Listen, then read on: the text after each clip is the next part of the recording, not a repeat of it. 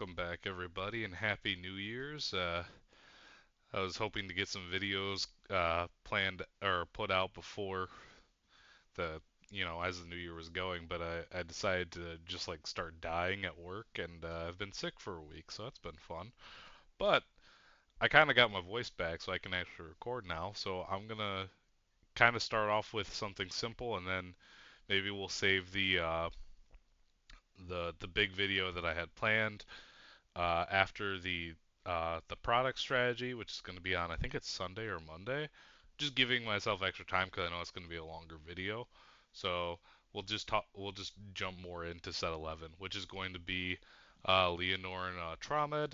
I was lucky enough to pull or not pull get one of the secret rares. I was really excited about this. I've been wanting this one for ever since they revealed it on the Japanese side. This deck got a huge buff. It's really good, and we're just gonna go right on into it. So we got a new ride line. I'm really excited because it's retrains of her original ride line. So we got Corfi, we got Gracia, we got Rectina, and we got Lianorn. Not the best that I've put them out before. Uh, it's really nice because I always liked the arts on the originals, but they were extremely unplayable. So it's really nice that they're all kind of playable now. Corfi just draws you a card if you go second. Gracia if you reveal a Lianorn from your ride deck. So it can be any Lianorn. Oh wait, no, that one's for Traumed specifically. That's my bad. Uh, this one is for if you reveal Traumed, you get to make a plant token, which is really nice. She also has another ability where if she boosts, she gives like 5k or whatever. It doesn't come up ever, so I wouldn't worry about that. And then we have Rectina that will reduce the counterblast of one of your Leonorn's abilities until the end of turn for an auto. But the thing is, like, I'm pretty sure this Leonorn is the only one that has an auto, so it's not that great, but for the other ones, but that's okay. And then Trauma, this is the big upgrade to the deck, which is instead of just being a triple driver until you go into Vivace, she has the ability that when first of all, she's always in unison dress. So you don't have to wait to go into Vivace anymore, which is really nice. But also, when she attacks, you get to stand your back row, boost her, and get a drive. So similar to the original, but she has two different abilities depending on what grade your opponent's on. So if your opponent's at grade 2 or less, this is going to untap the back two of the back row, similar to the first one. Uh, this also costs for her abilities a counterblast and energy blast too. Probably should have said that, but that's okay.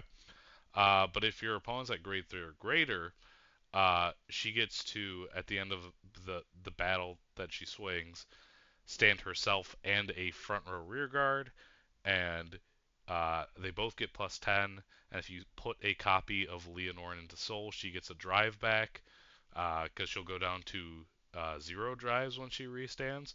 So she'll swing for one drive check, which is kind of nice.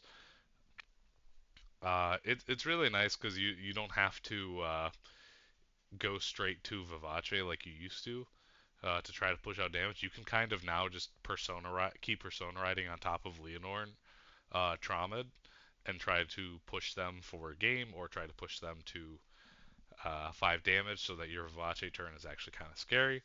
So it's a really nice and well needed upgrade for the deck. Moving on to the grade 3s, we are playing 3 Persona Ride, and of course we got the Regalis piece. I'm still on the Fire Regalis. I like that a lot. And I'm on 2 copies of Vivace.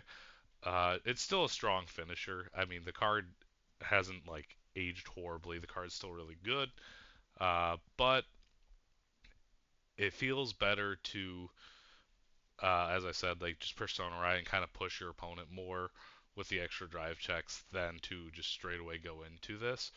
Uh, which is why we cut it down to 2 copies, which is perfectly fine. It also gives you more search targets for the Lianorn Searcher and the Grade 2s.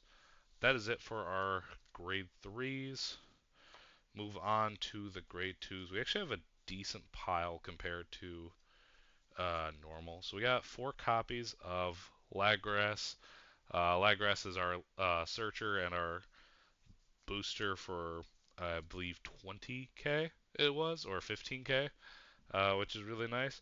The new card, Momar. Momar is a Rosarium Fairy if you're on Unison Dress, which is really cool. But also on play, you can if you have, at least if you have a Lianorn in hand, it's not the ride deck one. Yeah, you reveal a Unison Dress from your hand, or if you're on a Unison Dress, you can Counterblast one to on play to draw a card, and then Soul Blast one to make a plant token, which is really nice. It just gives you some extra early game aggression, which is really cool. And I'm still on 2 of the Guncycler. I don't think you need a full playset of them. Uh, I think the 6 cycler engine for this deck is perfectly fine. But that is it for our grade 2 count. She puts in a lot of work, uh, I'll have to say. So I'm glad we got kind of like custom cards for this deck, even though I guess some would argue it's not exactly custom cards. Moving on to the grade 1s.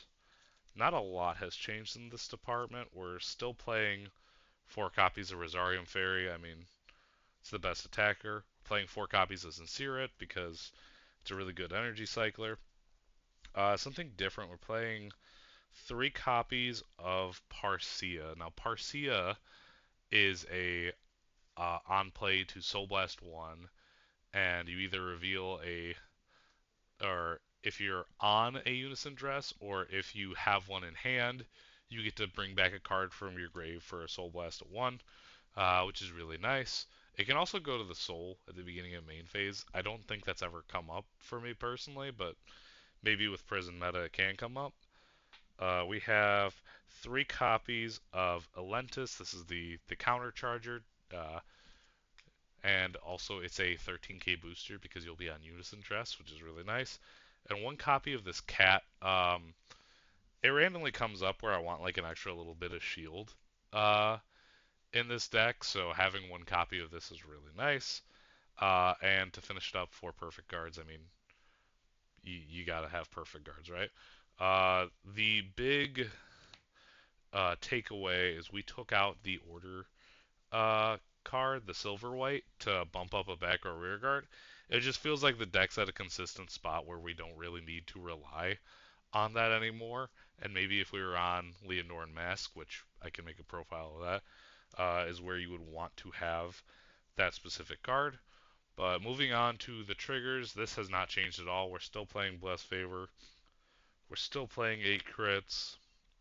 Still playing 3 draws. And we're still playing 4 heals. Obviously, put the effect heals in if you need them. This is just for simplicity. And that is it for Lianorn Trauma. The deck, it feels like it was like not like the old Lianorn deck didn't feel like it was like teetering out too much in terms of power level, but it feels like this kind of gave it like a big enough boost where you can kind of bite back at your opponent and hit them a little harder, which I think is really cool. I've been playing this deck since it came out, or the original Lianorn came out, so I've been very excited to play this.